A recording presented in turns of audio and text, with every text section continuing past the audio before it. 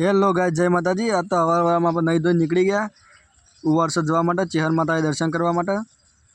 તો ઠંડી ખતરનાક હતી। ઉવારસદ આપણે પહોંચી ગયા હતા। માં ચેહરના દર્શન કરો બાપો, ચેહર બાપો।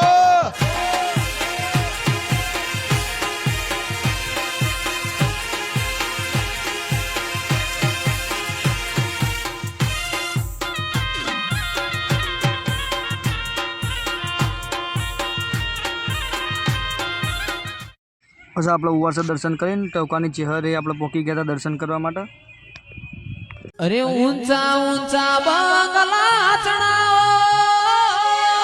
ઈમો કાચની બારીઓ મેલાવો, આ મઢડો તારો જગમગ જગમગ થાય।